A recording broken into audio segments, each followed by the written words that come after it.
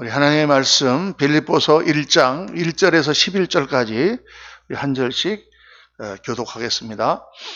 그리스도 예수의 종 바울과 디모데는 그리스도 예수 안에서 빌립보에 사는 모든 성도와 또한 감독들과 집사들에게 편지하노니, 하나님 우리 아버지와 주 예수 그리스도로부터 은혜와 평강이 너에게 있으리라. 내가 너희를 생각할 때마다 나의 하나님께 감사하며 간구할 때마다 너희 우리를 위하여 기쁨으로 항상 너희가 첫날부터 이제까지 복음을 위한 일에 참여하고 있기 때문이라. 너희 안에서 착한 일을 시작하시니가 그리스도 예수 날까지 이루실 줄을 우리는 확신하노라. 내가 너희 무리를 위하여 이와 같이 생각하는 것이 마땅하니 이는 너희가 내 마음에 있음이며 나의 맹인과 복음을 변명함과 확정함에 너희가 다 나와 함께 은혜에 참여한 자가 됨이라. 내가 예수 그리스도의 심정으로 너희 우리를 얼마나 사모하는지 하나님에게 증인이시니라. 내가 기도하노라 너희 사랑을 지식과 모든 청명으로 점점 더 풍성하게 하사 그대로 지극히 선한 것을 분별하며 또 진실하여 헐없이 그리스도의 날까지 이루고 11절 다 같이 읽습니다. 예수 그리스도로 말미암아 의의 열매가 가득하여 하나님의 영광과 찬송이 되기를 원하노라. 아멘. 우리 이 시간에는 피터리 선교사님이 지난번에 우리 작년에 여러분 기억하시죠? 몽골에 그 쓰레기 매립지역 거기서 쓰레기를 주워 먹고 사는 사람들에게 우리가 따뜻한 옷과 또 헌금을 보내서 밥을 석 달 동안 이렇게 사역을 했거든요. 그거에 대한 보고 영상을 보내왔습니다. 우리 피터리 선교사 한번 우리 교회 오셔서 말씀 증거하신 적이 여러분 기억나시죠? 눈 잘 안 보이신다고 하는 선교사님. 근데 너무 귀한 영상, 한 2분 30초 정도 되는 짧은 영상인데 같이 한번 보시도록 하겠습니다. 할렐루야. 예. 그래서 정말 감사하게 지난번 우리가 뭐 크게 참여하지는 않았지만은 그 성도님들이 옷도 보내주시고 헌금도 하셔서 우리가 보내준 걸로 저렇게 3개월 동안 살며했는데 아까 모인 것처럼 교회가 섰습니다. 할렐루야. 거의 한 30-40명이 거기 쫙 앉아가지고 예배를 이제 노천에서 지금 이제 예배를 시작을 해서 교회가 섰다고 그렇게 지금 이게 내레이션을 하는 그분은 이제 그 몽골에서 일하는 카마 우리 선교단체의 동남아 사역자가 지금 이렇게 쭉 발표를 하고 있습니다. 얼마나 감사한지. 조금 우리가 작은 씨앗이지만 하나씩 심어갈 때 참 하나님의 놀라운 역사들이 이렇게 나타납니다.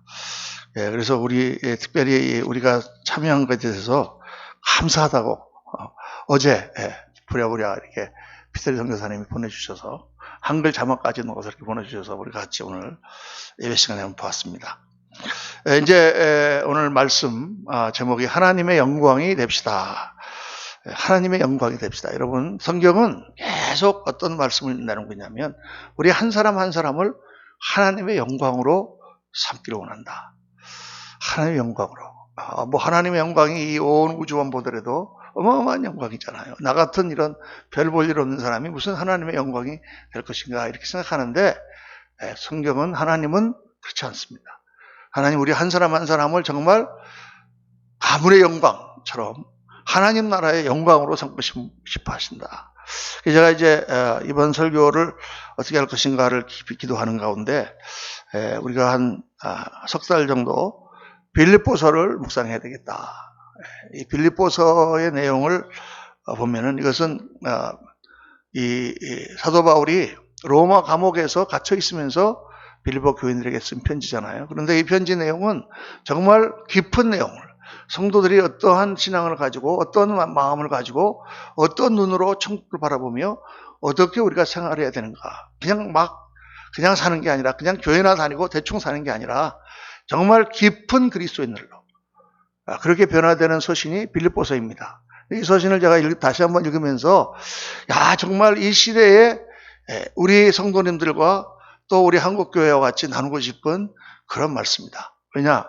지금 이제 코로나가 덮치며 지금 뭔가 새로운 역사가 일어나고 있지 않습니까? 이제 물론 이런 위기 상황과 어려움을 겪고 나면은 많이 바뀌는 거예요. 많이 바뀌는 가운데서도 특별히 많이 바뀌는 게 저는 교회가 될 것이다 라고 생각합니다. 우리의 신앙생활을 그동안 돌아보면은 많이 겉모양적인 거죽의 그런 것들, 이런 것들이 많이 우리의 신앙의 목표고 신앙의 내용이었어요. 어떻게 하면은 뭐 예수님 믿고 돈을 많이 버느냐, 어떻게 하면 우리가 성공하느냐, 또 뭐 어떻게 하면 우리가 사람들을 많이 모아가지고 뭐 하느냐, 막 이런 거죽적인 그런 겉모양의 그런 일들이 많았잖아요. 그런데 깊이 보면 우리가 내면적으로 정말 진실하게 주님을 사랑하고 주님을 섬기며 그렇게 하는 것들은 좀 부족했던 것이 사실입니다. 그런데 이 빌립보서라든가 이런 내용들은 정말 깊은 그리스도인들의 삶을 우리에게 가르쳐주고 있습니다. 제가 늘 강조하지만 예수님 믿는 삶은 생각하는 삶이다. 로마서 12장에 보면은 너희는 이 시대를 본받지 말고 어떻게 하라고 그랬습니까? 정말 하나님이 기뻐하시고 온전하신 분인지 깊이 생각하라 그랬거든요. 생각하라. 빌립보서도 나오지만은 생각해야 되는 것입니다. 그 생각하라는 건 뭐냐? 그냥 옛날에는 목사님들이 설교할 때 막 그렇게 가르쳤어요. 무슨 생각할 필요 없다. 무조건 아멘. 목사님 말씀 무조건 아멘이야. 그렇게 아멘입니까? 그러고 그냥 이렇게 막 밀어붙였단 말이죠. 근데 그거는 어린아이들에게 하는 교육 같은 것입니다. 뭐 꼬마들이 무슨 말을 생각할 게 뭐 있어. 그냥 선생님이 하라는 대로 따라하지. 이렇게 초등학교라든가 유치원 학생들을 가르칠 때는 그렇게 하지. 그렇지만은 커가면서 정말 걔들이 생각하고 자기들이 판단해 갈 때에는 어떻게 가르쳐야 됩니까? 잘 생각해 봐라.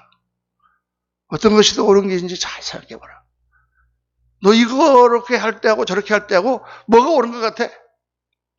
이게 맞지? 그러니까 너 이렇게 해야 돼. 힘들지만 이렇게 우리가 가르쳐야 되잖아요. 그러니까 교회가 성숙할수록 우리 성도님들이 생각하는 그리스도인들이 돼야 돼. 깊이 생각하고 바로 판단하고 정말 하나님이 기뻐하시는 일들을 감당하는 그런 성숙한 그리스도인들로 자라가시는 저와 여러분 되시기를 예수님 이름으로 축원합니다. 그 메시지가 이 코로나 시대 때 필요한 메시지다라고 감동이 저에게 왔습니다. 그래서 이 빌립보서를 묵상해 봐야 되겠다. 오늘 편지는 빌립보서를 시작하는 내용인데 사도 바울이 빌립보 교인들을 많이 칭찬하고 있습니다. 이 빌립보라고 하는 도시가 어떤 도시냐면 이 지도를 보면은 터키가 있고 터키 옆에 이제 그리스가 있잖아요. 그리스 북부가 마케도니아라고 하는 지금도 마세도니아라는 나라가 거기 있습니다만은 남쪽은 그리스, 북쪽은 마케도니아인데 이 발칸반도, 거기 유럽이 시작되는 거예요. 그러니까 그 흑해를 중심으로 해서 터키 쪽은 아시아고 거기서부터 그리스 반도부터는 유럽입니다. 그런데 사도행전을 보면은 사도 바울이 아시아 쪽에서 복음을 전하려고 그랬어요. 그래서 흑해 쪽으로 이렇게 올라가면서 거기 갑바도기아, 갈라디아 쪽으로 이렇게 가면서 카스피해 쪽으로 넘어가려고 했는데 성령께서 막으시는 거예요. 어떻게 막으셨는지는 성경에 나와 있지 않은데 성령께서 막으시는 거예요. 그러니까 이게 아닌가? 왜 자꾸 성령께서 막으시지 하고 이제 다시 방향을 바꿔가지고 서쪽으로 이렇게 나왔는데 터키 중부 쪽에 드로아라고 하는 항구에 왔을 때 환상을 보니까 이게 지도를 붙여주시네. 드로아라고 저기 써 있잖아요. 아시아라고 써 있는 바로 위에 드로아. 비두니아 본도로 사도 바울이 가려다가 다시 돌아와서 드로아에 섰을 때 그 건너편에 있는 마게도니아의 환상이 밤에 꿈을 꾸는데 꿈인지 환상인지 사람이 나타나면서 와서 우리를 도우라. 와서 우리를 도와주세요. 라는 환상을 보는 거예요. 그때 이제 사도 바울이 하나님께서 내가 아시아 쪽으로 가는 걸 원치 않냐 하시고 유럽으로 가는 걸 원하시는구나. 그래서 사도 바울이 거기서 배를 타고 드로아에서 네아폴리라고 하는 마게도니아로 건너갑니다. 이 토인비라고 하는 유명한 학자가 그런 말을 했어요. 그때 그 사도 바울이 탄 배가 전 세계 역사를 바꿨다. 왜? 기독교가 서방으로 먼저 들어갔기 때문에. 아시아 유대 나라에서 출발한 기독교가 터키를 거쳐서 서방으로. 왜 그러면 하나님이 동방으로 안 보내시고 서방으로 먼저 보내셨느냐? 이건 나중에 이제 교회사와 여러 가지 신학을 연구해 보면 이유가 있어요. 분명한 이유가 있습니다. 그런데 어쨌든 그 얘기는 다 여기서 할 수가 없고, 그래서 그로 말미암아 기독교는 서구의 종교가 되었습니다. 이 역사적인 사건이 바로 이 드로아에서 빌립보. 그런데 이 마게도니아를 들어가는 첫 성이 바로 빌립보예요. 그런데 이 터키 지역, 지금 소아시아 지역에는 유대인 회당이 많았거든요. 그런데 이 마게도니아나 이 그리스 지역에는 유대인 회당이 별로 많지 않았습니다. 그러니까 빌립보에 사도 바울이 처음에 갔을 때 회당이 없는 거예요. 유대인 회당이. 그러니까 어디서 이제 안식일이 됐는데 기도도 해야 되겠고 어디 뭐 좀 해야 되겠는데 하고 이렇게 기도처를 찾다가 이렇게 강가를 따라 올라가 보니까 거기 여인들이 모여서 하는 빨래터가 있는데 거기 사람들이 바글바글 모여 있는 거예요. 그래서 사도 바울 거기 가서 그 빨래터에서 전도를 시작합니다. 그때에 은혜를 크게 받은 성도가 하나 있었으니 그 이름이 뭐예요? 루디아. 루디아라는 성도가 있었는데 이 여자분은 성경에 보니까 사업가예요. 그 당시에 자주장사라고 해서 자주빛으로 물가문들을 파는 염색해서 파는 그런 사업가예요. 원래 이 소아시아 출신인데 그리고 이 사람이 은혜를 받고 변화가 됐어. 그러니까 사도 바울과 그 일행을 초청을 해갖고 우리 집으로 오세요. 우리 집에 와서 다 기숙하고 제가 다 되겠습니다. 그래서 그 집에서 교회가 시작됐습니다. 그래서 이 루디아라고 하는 이 여사업가 그런 사람을 하나님께서 만나게 해주심으로 이제 유럽 선교의 길이 거기서부터 열리게 되는 거죠. 그렇게 초창기에 정말 하나님께서 정말 처음에 시작은 굉장히 작게 했겠지만은 그런 일에 쓰임받은 사람들을 얼마나 귀하게 여기시는지를 말씀하고 있는 것입니다. 그래서 사도 바울이 거기서부터 이제 복음을 막 전하는데 다니면서 빌립보에 복음 전하는데 이게 이상하게 한 여자 노예가 계속 사도 바울을 따라오면서 사도 바울을 칭찬을 하는 거예요. 이 사람은 하나님 보내신 사람이다. 이 사람은 하나님의 능력이 있는 사람이다. 막 좋은 칭찬이잖아요. 그런데 문제는 이 여자 노예가 뭐냐? 점치는 귀신이 들린 여자라.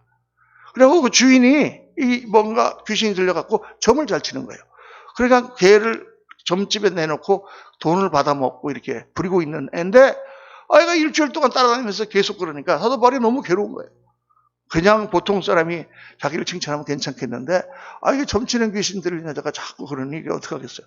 그러니까 어느 날 예수의 이름으로 명하더니 귀신아 물러가라 그랬더니 그 여자 종에서 귀신이 떠나간 거예요. 귀신이 떠나가니까 어떤 일이 벌어졌느냐? 점치는 능력이 다 없어진 거예요. 여러분 이게 점치는 사람들한테 가면은 예수 믿는 사람들 오는 걸 되게 싫어합니다.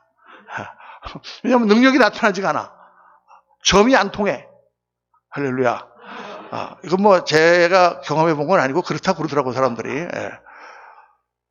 이게 뭐 어떤 사람은 막 무당이 굿하는데 이렇게 작두 같은 거 타는데 옆에 가서 서 있으니까 교회 다니는 사람 다 가라고 막 그러면서 막 소리를 지르는 그런 장면도 많이 봤다고 그래요. 작두에서 떨어진 잘못하면은. 어쨌든 간에 하여간 점치는 귀신이 물러가니까 점치는 능력이 없었어. 그러니까 주인이 보니까 이 점을 못 치는 거야. 그 어떤 일인가 알아보니까 이 바울이라는 사람이 와가지고 귀신을 쫓아내버렸다. 그러니까 화가 나가지고 바울을 관가에다 고소를 합니다. 어디 이상한 이방인이 와가지고 우리 여종의 능력을 뺏어가는 이단을 전파한다 그래갖고 무조건 끌어다가 관가에서는 타지 사람이 왔기 때문에 그냥 매를 때리고 깊은 감옥에 가둔 거예요. 사도 바울은 우리가 성경을 보니까 로마 시민권자거든요.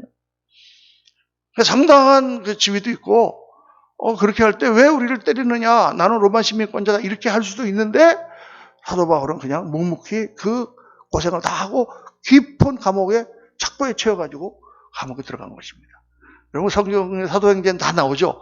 그게 어떤 일이 일어났습니까? 그 깊은 감옥에서 매를 맞고 몸이 욱신욱신한데 사도 바울과 그를 따르는 신라가 거기서 찬송을 부르죠.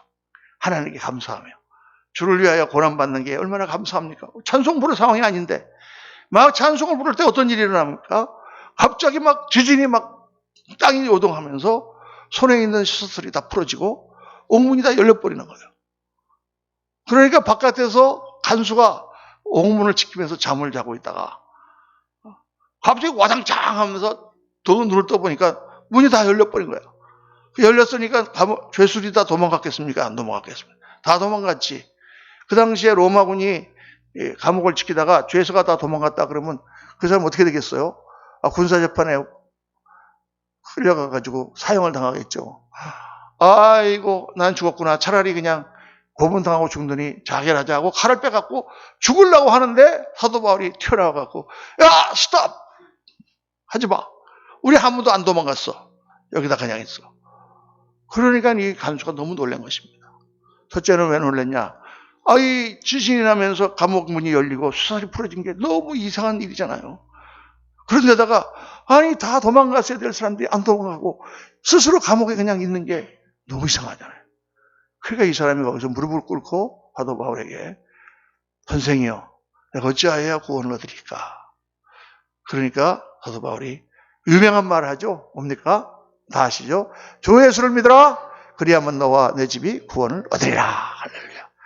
그래서 이제 그 말을 하니까 이분이 예수님을 영접하겠습니다 하고 사도 바울을 데려다가 자기 집에 있는 식구들을 다 예수님 믿게 하고, 그리고 이제 그 다음날 광야로 데리고 가죠. 그래서 이제 혐의가 없다 그래갖고 이제 풀려나고 이제 그때 쪽수리가 전개되는데, 바로 그러한 일들이 일어난 게 바로 이 빌립보 교회다가 말이에요. 그러니까 오늘 사도 바울이 말씀한 것처럼 이 사도 바울의 사역의 첫 시작할 때에 같이 나와 함께 해준 빌립보 교회 교인들을 내가 잊지 않는다. 내가 너희를 생각할 때마다 하나님께 감사하고 간구할 때마다 너희 무리를 위하여 기쁨으로 항상 간구하는 것은 너희가 첫날부터 이제까지 복음을 위한 일에 참여하고 있기 때문이다. 할렐루야. 사역을 시작할 때도 처음 같이 시작한 사람이 얼마나 귀합니까? 그 어려울 때, 아무것도 없을 때, 정말 막막할 때, 그때 같이 힘을 앞에서 하나님 나라를 세운 그 성도님들.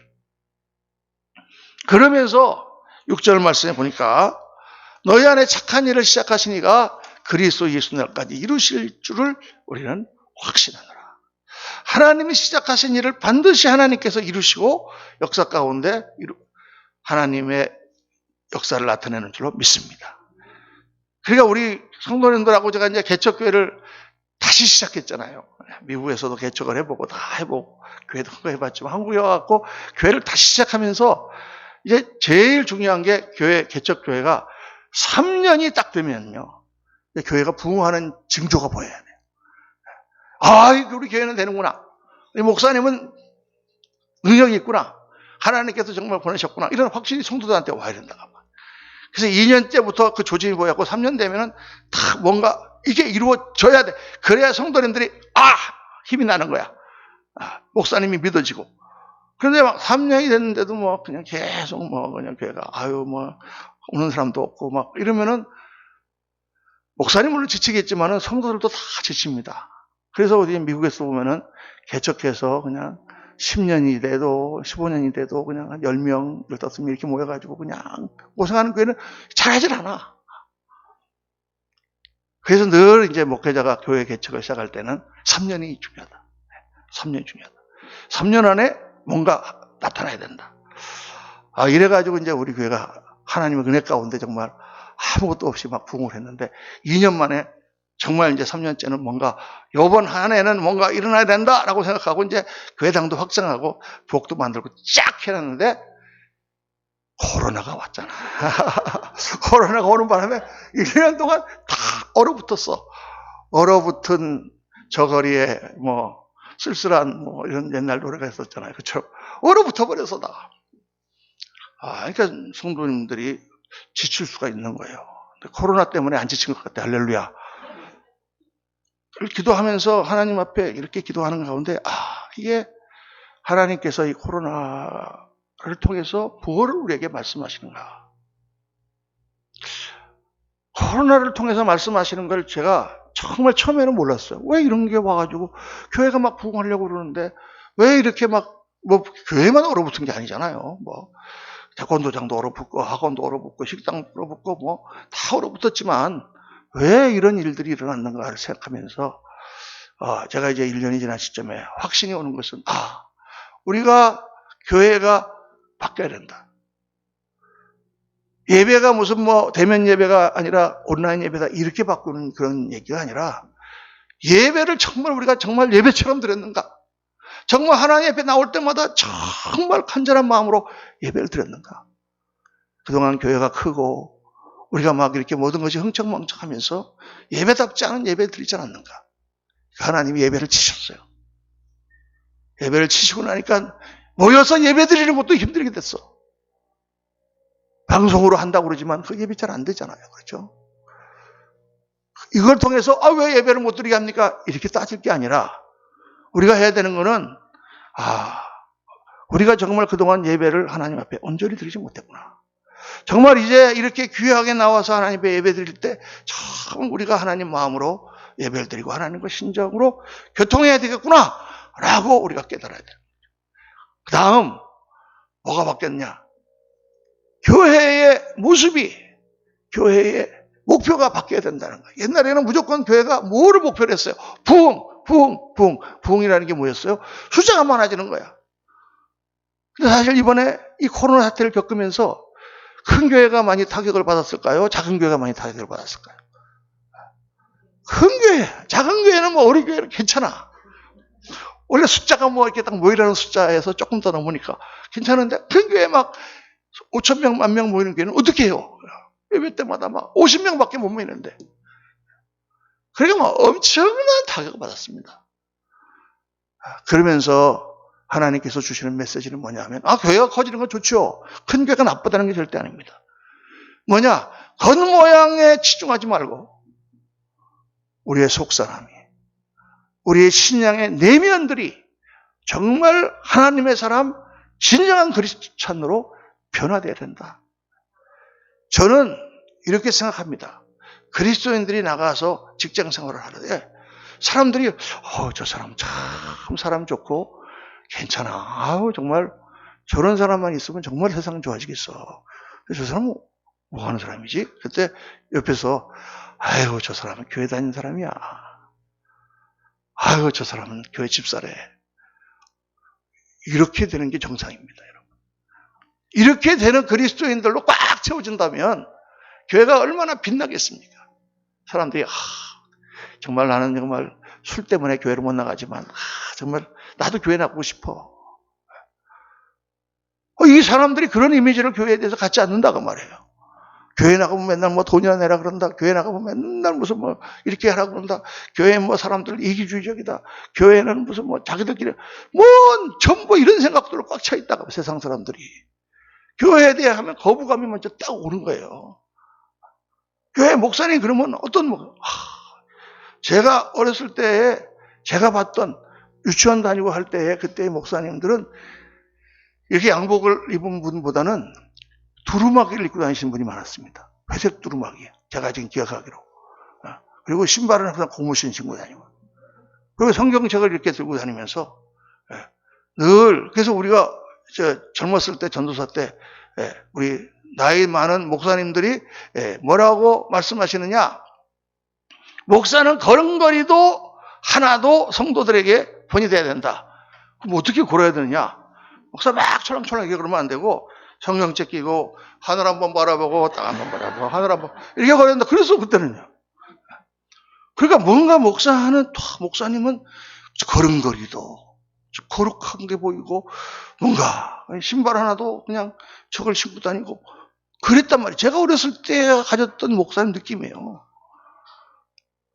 지금 다 우리가 뭐 한복 입고 뭐 고무신 신고 이렇게 하자는 얘기가 아니라 뭔가 그런 모습으로 우리 목사님은 사랑이 넘치고 목사님은 정말 겸손하시며 목사님은 정말 성도들 사랑하시는 그런 종의 모습으로 우리 한국교회가 싹 바뀐다면 고급차를 타고 다니고 사람들이 왜 굴림하고 그렇게 하는 목사가 아니라 그런 사람은 없어져야 되는 거예요, 여러분.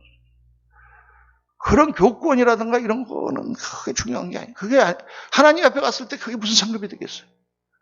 하나님 앞에 갔을 때 목사에게 너는 목회를 성공했냐? 무슨 차를 타고 다녔냐? 이렇게 물어보시겠습니까? 하나님께서? 정말 영원한 나라를 바라보고 그 나라의 소망을 가진 그런 성도들 가운데 그들을 인도하는 주의 종이라면 그런 것부터 바뀌어야 되잖아요. 그죠? 뭔가 새로운 역사가 일어날 것입니다. 제가 오늘 이 말씀 묵상하면서 이 말씀 가운데 오늘 가장 중요한 포인트는 이제 이 구절부터 있는 사도 바울의 기도예요. 빌립보 성도들을 향한 사도 바울의 기도. 그 기도를 보면 세 가지를 말씀합니다. 내가 기도하노라. 너희 사랑을 지식과 모든 총명으로 점점 더 풍성하게 하사. 첫 번째 기도가 뭐냐? 너희의 사랑이 풍성해지기 원한다. 교회 안에 가니까 성도님들의 그 사랑이 교회뿐만 아니라 가정에서도 그렇고 직장에서도 그렇고 정말 사랑이 넘치는 사람들이다라는 그게 기도고, 둘째 기도는 뭐냐면 너희로 지극히 사는 것을 분별하고 진실하게 되기를 원한다. 옳고 그른 것을 분별할 줄 알아야 된다. 그리고 세 번째 기도가 뭐냐면 의의 열매가 가득해서 하나님 앞에 영광과 찬송이 되기를 원한다. 이 세 가지가 사도 바울이 빌립보 교회의 교인들을 향한 간절한 기도예요. 그냥 돈을 많이 벌어갖고 막 그냥 물질 축복을 많이 받게 되기를 원한다든가, 아니면 뭐 세상에서 막 출세해가지고 막 높은 자리에 오르게, 이런 기도는 성경에 하나도 안 나와. 성경에서 지금 하나님께서 원하시는 그 성도의 모습은 바로 이런 거다 그 말이에요. 저도 이게 우리 성도님들을 위한 기도입니다. 물론 우리 성도님들이 뭐 사업도 잘 돼서 돈도 많이 벌고 또 더 좋은 집으로 이사 가고 또 자녀들도 막 교육을 잘 시켜서 좋은 학교에 들어가고, 다 그게 기도 제목이고 제가 원하는 바고 그렇게 돼야 되지만, 할렐루야, 더 중요한 건 뭐냐 하면 정말 우리 성도님들이 참 그리스도인들이 돼서 정말 그 안에 사랑이 넘치고 처음 만나는 사람마다 그리스도의 사랑을 전하고, 그리고 정말 분별력이 있어서 이 혼잡한 시대에 이 모든 악한 것들과 이단들을 분별하고, 그리고 의의 열매가 가득해서 이 땅에서도 영광을 나타낼 뿐만 아니라 주님 앞에 갔을 때 정말 잘하였도다 착하고 충성된 종아, 칭찬받는 그리스도인이 되야 된다. 할렐루야. 그게 제 기도입니다. 그렇게 우리 성도님들을 이끌고 가려고 하고 있고, 지금 우리 영국 성사님 파송하고 또 우리 몽고의 이런 선교의 역사가 나타나고, 이런 것들이 우리의 열매로 다 하나님께서 하나씩 하나씩 채워주시는 거잖아요. 할렐루야. 그래서 이 기도를 하나씩 살펴보면은, 첫째로 사랑이 풍성해야 된다. 어떻게 풍성해지느냐? 지식과 총명으로 풍성해져야 된다. 그렇게 말씀하고 있어요. 여러분, 사랑이라는 개념이 너무나 세상에서 오염돼 가지고요, 뭐가 사랑인지 몰라. 다 자기가 자기를 사랑하는 개념으로 그걸 사랑한다고 생각해. 자기 방식대로. 그런데 그건 진정한 사랑이 아니거든요. 그럼 어떻게 해야 되느냐? 알아야 된다는 거. 뭘 알아야 되느냐? 상대방을 알아야 된다는 거죠. 그 사람을 알아야 돼. 그래서 지식이라는 것은 아는 것입니다. 넓게 알아야 돼. 여러분, 아이를 키우면서 어릴 때 이 꼬마 애들이 뭐를 좋아하는가 알아야 되잖아요. 그 다음에 애들이 청소년기가 되면 그 애들의 심리 상태가 어떻고, 그때는 아이들이 이 세상에서 뭐를 하고 있는가 알아야지 걔를 사랑할 수 있잖아요. 우리가 몇십 년을 갖다가 결혼 생활을 하고 부부가 살지만 아내가 뭐를 원하는지, 어떤 성격인지 알아야 되잖아요. 그걸 모르고 자기 방식대로 하면 안 된다고 말이에요. 그렇죠? 하나님도 마찬가지예요. 하나님을 알아야 하나님을 사랑하지. 모르는 사람을 사랑할 수 있나요?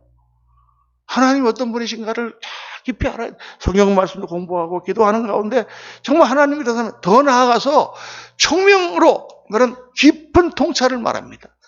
영적인 직관이 그 심정이 느껴지는 거예요. 심정이 느껴지는 사랑을 해야 된다.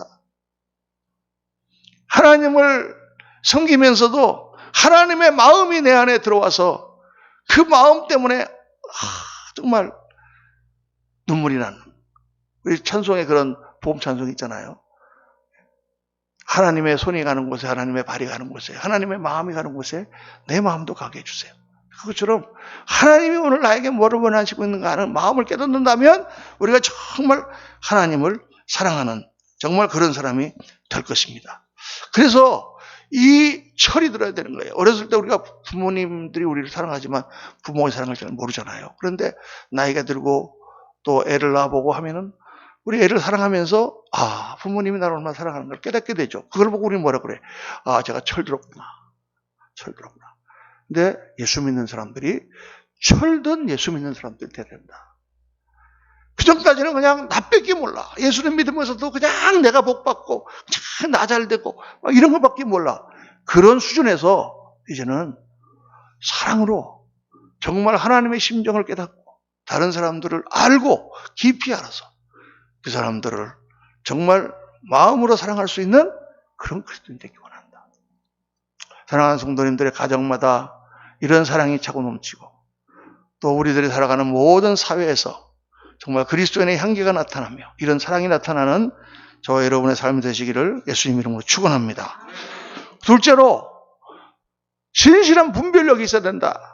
하나님의 말씀도 많이 알아야 되고 기도도 많이 해야 되지만은 여러분 이 분별력이라는 것은 우리의 모든 것을 결정해요. 왜냐하면 이 분별을 함으로 말미암아 판단을 하기 때문에 이 선택을 하나 하는 것 때문에 아까도 말씀드렸지만은 사도 바울이 성령의 음성을 듣고 올바로 분별하여 마게도냐로 건너감으로 서구의 기독교가 전파되는 첫 시점이 되었지 않습니까? 이것처럼 우리의 선택이라는 것은 옛날에 어떤 무슨 광고에 그런 게 있었잖아요. 한 번의 선택은 영혼을 좌우한다. 이런 광고가 있었잖아요. 그죠? 예. 침대인가 한 번 침대를 선택하면 10년 동안 해야 되니까 한 번의 선택이 10년 허리를 좌우하는 것처럼 그렇죠? 선택이 중요한 거죠. 그러니까 성경에 보면은 솔로몬 왕의 얘기가 있어요. 솔로몬 왕이 나라를 크게 세우고 번성을 시켰는데 그 아들 르호보암에게 나라를 물려주고 죽었다. 르호보암이 나라를 차지했는데 아직 젊은 왕이죠. 근데 르호보암이 왕이 되니까 백성들이 찾아왔어요. 대표들이 찾아와가지고 임금님 정말 왕이 되신 것을 축하드립니다. 그런데 지난번 우리 선왕이신 솔로몬 왕 때 아주 훌륭한 왕이었지만 그때 너무 우리가 노역도 많이 하고 세금도 많이 내서 이 성전 짓고 왕궁 짓느라고 우리가 너무 고생 많이 했지 않았습니까? 이제는 조금 요거를 낮춰주시오. 조금 우리를 풀어주시면 우리가 더 충성하겠습니다. 이렇게 얘기를 하는 거예요. 그러니까 르호보암이 듣고 있다가 그런 것 같기도 하고 아닌 것 같기도 하고 그래서 솔로몬 왕 때부터 있던 노 대신들에게 물어봅니다. 이 백성들이 이렇게 탄원이 왔는데 어떻게 하면 좋겠습니까? 이러니까 노 대신들이 그 백성들의 말이 맞습니다. 정말 우리가 그랬으니까 좀 풀어주시면 백성들이 더 충성할 것입니다. 이렇게 조언을 하는 거예요. 그러니까 그렇게 했으면 될 걸. 이 르호보암이 거기서 끝나지 않고 자기랑 어울리며 어렸을 때 친구처럼 돼가지고 지금 자기 주위에 있는 그 젊은 사람들한테 또 물어보는 거야. 야, 이런 얘기가 들어오는데 너도 어떻게 생각하냐? 그때 젊은 친구들이 뭐라 그래? 아니 이것들이 말이야 옛날에 솔로몬 왕 때는 꼼짝도 못하더니 당신이 지금 어린 나이에 왕이 됐다고 당신은 무시하는 거다. 그건 가서 박살을 내고 얘네보다 더 심하게 쪼여야 너희들이 꼼짝 못한다. 이렇게 조언하는 거예요. 완전히 그때 그게 조언이 들어오죠. 그때 르호보암이 뭘 선택했느냐? 젊은 사람들의 말을 선택했다고 말이에요. 어떻게 됐습니까? 나라가 쪼개졌어요. 열지파가 올라가가지고 북이스라엘 세우고 남북으로 나라가 갈라졌어요. 영영 갈라져 버렸어요. 그때부터. 이 왕이 선택을 하나 한 것 때문에 이스라엘이라는 나라가 갈라지고 그때부터 쇠락의 길을 걷기 시작하는 거죠. 한 번의 선택 때문에. 여러분 이게 분별력이 중요한 것입니다. 그러니까 우리가 예수님을 믿을 때 정말 올바른 분별을 해야 돼요. 이단이나 이런 걸 분별하는 것도 너무 중요하죠. 내가 교회를 나가야 되느냐 안 나가야 되느냐 이런 것도 너무 중요하죠. 정말 이런 선택 하나를 내가 잘 분별해서 가정을 세우고 다 중요하죠. 그런데 때로는 교회 내에서 열심히 일하면서도 분별력이 없는 사람들이 있어요. 열심히 내가 일을 하는데 그 일 때문에 오히려 딴 사람이 시험 들어. 그런 경우가 없습니까, 여러분? 나는 열심히 하는데 왜 시험 들어? 사람이라는 게 이상해요. 저는 이게 주의 일을 하면서 나만 잘하는 줄 하면 되는 줄 알았어. 나만 잘하고 나만 열심히 하면 되는 줄 알았어. 그랬더니 아니더라니까요. 그게 내가 너무 잘해갖고 너무 잘 되잖아요. 그럼 다른 사람들이 굉장히 그것 때문에 시기심이 나는 거예요. 그래갖고 막 교단적으로 막 반대를 막 하고 막 그러는 거예요. 문제가 막 생겨. 나이가 들어서 생각해보니까 열심히 하는 것도 좋지만 다른 사람들도 생각하면서 열심히 해야 되는구나. 그러니까 이게 하나님 나라를 세우는 게 어려운 거예요, 여러분. 내가 이건 옳은 것입니다.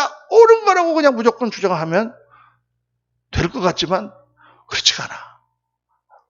옳은 거라고 해서 다 유익한 게 아니에요, 여러분. 교회에 문제가 생겼어요.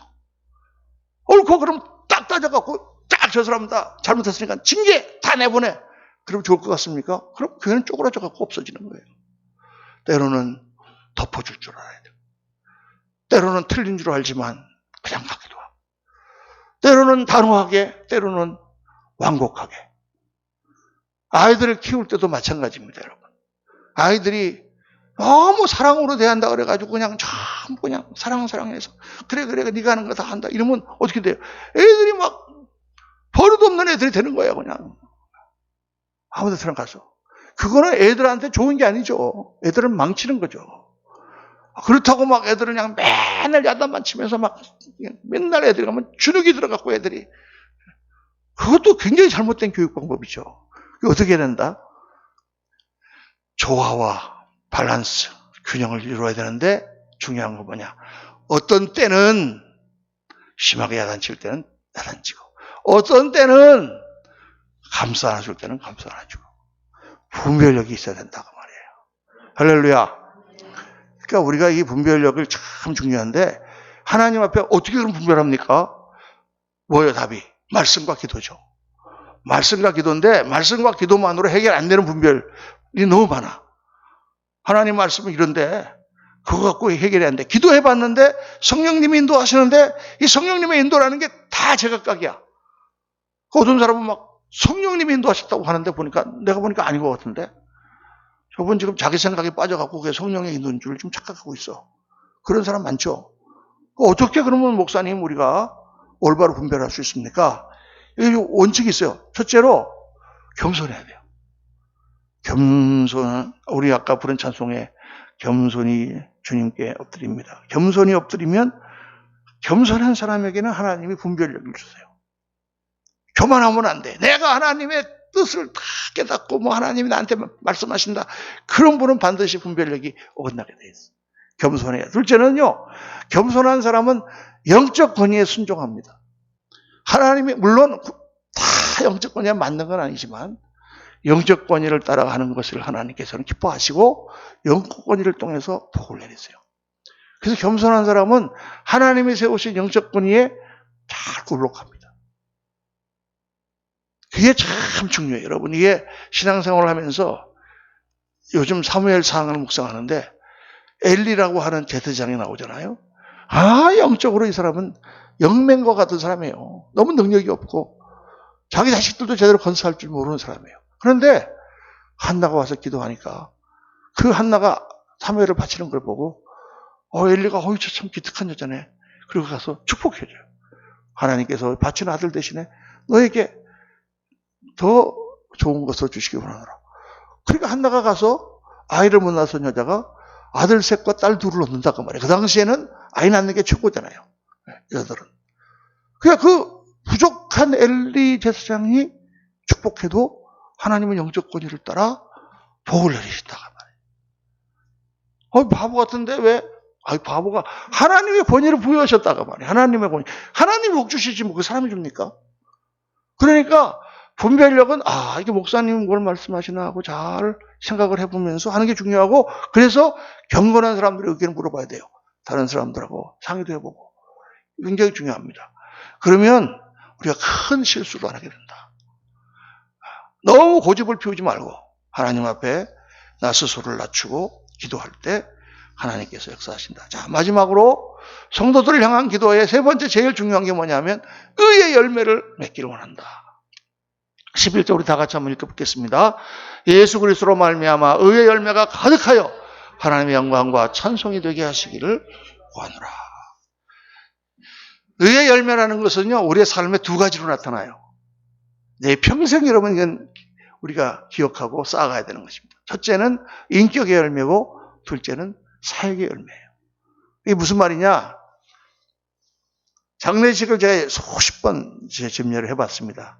장례식에 가면 조사를 읽잖아요. 나와서 사람들이 형제여 왜 이렇게 빨리 갔는가 조사를 읽으면서 그 사람을 칭송하는 얘기를 하는데 대개 두 가지입니다. 하나는 그 사람이 어떤 사람이었나? 지금 우리 돌아가신 누구누구는 정말 법 없이도 살 사람이었습니다. 뭐 이런다든가. 이 사람은 정말 친구를 위해서 의리가 이렇게 인격에 대한 사람을 평가할 때 그 사람의 인생을 평가할 때 뭘 평가하느냐? 인격이 어떤 사람이냐? 저는 이제 이걸 생각할 때마다 내가 정말 주님 앞에 갈 날이 멀지 않았는데 정말 인격적으로 평생을 살면서 하나님 앞에 아름다운 인격으로 변화되어 가야 되겠다. 이 기도를 많이 합니다. 젊었을 때보다 더 많이 하죠. 정말 우리가 나이 들어가면서 인격적으로 성령이 갈라디아서에 나오는 5장에 나오는 말씀처럼 사랑과 희락과 화평과 또 오래 참음과 자비와 양성과 온유와 충성과 절제 이런 9가지 열매를 다 가지고 정말 그런 인격으로 변화되어 가는 일에 열매를 맺어야 됩니다. 할렐루야. 이건 정말 중요한 거예요, 여러분. 이거 그래서 하나씩 우리가 쌓아요. 두 번째는 뭐냐? 두 번째는 사역의 열매다 그 말입니다. 사역의 열매. 이거는 뭐를 했는가? 죽은 사람 놓고 저분은 정말 큰 일을 했다. 이런 일들을 했다 하고 칭찬하지 않습니까? 주님 앞에 갔을 때도 두 가지를, 하나는 우리의 인격에 대한 주님 판단과 또 하나는 무슨 일을 했느냐? 여러분, 내가 지금 하나님 앞에 딱 간다 하면 뭘 내놓겠습니까? 잘 먹고 잘 살다가 왔습니다. 밥이나 축내고 왔습니다. 뭐를 내놓을 것인가? 이게 중요하잖아요. 그죠? 성경에 보니까 하나님은 그 백성들의 이름을 다 기록을 해놓으셨어요. 하나하나. 근데 또 하나 보니까 하나님 나라를 위하여 일한 사람의 이름을 다 기록해놨어요. 다윗 왕을 기록할 때 열왕기상 화를 보면은 다윗과 충성했던 같은 동역자들의 이름을 다 기록해놨어요. 지루하게 그 명단을. 또 느헤미야서에 보니까 느헤미야가 성벽을 건축할 때 일했던 사람을 다 기록해놨어요. 이 사람은 여기서부터 여기까지 하고, 이 사람은 여기서부터 여기까지 하고, 이 사람은 여기서부터 여기까지 어문을 만들어. 어문이라는 것은 그 성벽에 할 때 물고기가 드나드는 문이야. 왜? 비린내가 나니까 그 문을 따로 놨어. 또 보니까 분문이 있어. 분문. 분은 무슨 문자일까요? 네, 그거. 쌍디그스로시 가는 그 문. 더러운 게 들어가니까 냄새 나는 문. 그러면 여러분들이 뭐 할 때 이게 좋은 거 문을 만들고 싶겠어요? 오물이 나갔다는 문을 만들고 싶겠어요? 좋은 문 만들고 싶지. 근데 보니까 오물 들어가는 문 만든 사람 이름 다 문빗장을 만든 건 누가 만들고 벽은 누가 쌓았고 쭉 나가다가 딱 그래서 그런데 드고아의 귀족들은 이 일에 동참하지 않았더라. 안 한 사람까지 다 써놨어. 야, 하나님은 요한계시록에 보니까 하나님께서 책을 2개를 펴고 계시는데 하나는 우리의 생명록이기 때문에 생명록을 하고 있고 또 하나는 그들의 행위가 기록된 행위록이라 이렇게 되어 있어요. 우리 행위로 구원받는 거 아니죠. 하나님 은혜로 구원받지만 하나님은 우리의 행위를 다 카운트하고 계십니다. 전부 세고 계세요. 기억하고 계세요. 기억하신다고 하면 여러분이 지난번에 정말 주님 앞에 다니엘 특별 새벽 기도로 나와서 내가 정말 그 졸음을 참으며 하나님 앞에 이거 다 기억하고 계신다고 말해요. 할렐루야. 정말 놀랍습니다. 그래서 그냥 교회당만 밟고 다니지 말고 정말 하나님 기뻐하시는 일을 해야 돼요. 교회에서도 일하고 세상에 나가서도 물론 좋은 일을 할 게 너무나 많습니다. 할 일은 많고 정말 세상은 넓고 할 일은 많아요. 아까 우리 그 선교 그거 봤지만 정말 우리가 별거 아닌 거 몇십만 원 모아서 우리가 보냈지만은 저렇게 좋은 곳에 쓰이잖아요. 할렐루야. 그 쓰레기더미에 사는 사람들에게 복음을 전하고 그들을 먹이고 사람을 향하고 그들의 인생이 변화되고 여러분 그런 일에 우리가 교회에서 일을 일으키고 동참하고 봉사하고 하나님의 일을 감당해야 됩니다.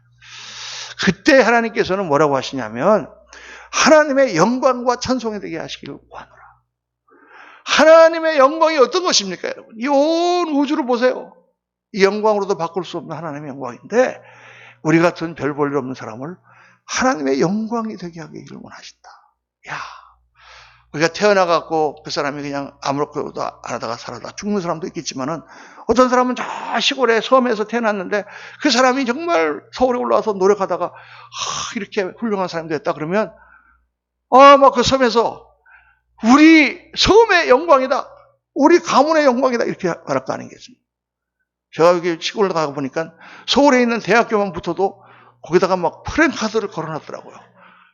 우리 동네에 무슨 누구군 서울에 있는 무슨 대학교에 입학했고 막 딱 써붙여놨어요. 서울에 있는 대학교만 가도 여러분 그게 우리 군 전체의 영광이다 그 말이에요. 근데 우리를 하나님의 영광이 되게 하기를 원하노라. 또 하나님의 찬송인데 이게 이제 번역은 찬송이지만 칭송이에요. 칭송. 하나님이 칭송. 야, 정말 너는 정말 잘했다. 정말 너를 보니까 내 마음이 기쁘다. 그런 사람이 되게 하기를 원하노라. 저는 우리 사랑하시는 모든 우리 성도님들이 저와 같이 우리 교회를 하나님 앞에 가지고 갈 때 정말 영광의 금메달을 받고, 그리고 그 중에서 정말 칭송하는, 아이고 정말 잘했다, 그런 성도들로 하나님 앞에 가시기를 정말 기도합니다. 할렐루야. 오늘 말씀을 우리 묵상하면서 하나님 주시는 복 다 받아야 됩니다. 기도해야 됩니다. 문제 생길 때 우리가 다 하나님 앞에 나갑니다. 그러나 그 가운데서 더 중요한 것은 내 속사람이 변하고 정말 하나님의 사랑으로 내가 채워지고 정말 올바로 분별하고, 그리고 하나님 앞에 의의 열매를 이루고 주님 앞에 가는 그러한 종이 되게 도와주옵소서. 저와 여러분의 기도가 되시기를 예수님 이름으로 축원합니다. 기도하겠습니다. 아버지 하나님, 오늘 깊은 말씀을 성도들과 함께 나눴습니다. 우리가 예수 믿고 살아가는 이 땅의 삶에 아버지 하나님, 뭐 부족한 게 많지만 그러나 지금까지 채우시고 인도해 주신 하나님께 감사를 드립니다. 이제는 저희가 좀 더 하나님 말씀에 깊이 들어가서 정말 하나님이 우리를 어떤 사람으로 만들고 싶어 하시는지를 깊이 깨닫고 그러한 인격과 그러한 사역으로 정말 올바른 모든 것을 분별하며 정말 하나님께서 기뻐하시는 그러한 사랑으로 우리의 삶을 채우는, 이 땅에서부터 천국의 기쁨을 누리며 살아가는 그러한 하나님의 사람들이 되도록 은혜를 베풀어 주옵소서. 우리 구주 예수 그리스도 이름으로 감사하며 축복하며 기도하옵나이다. 아멘.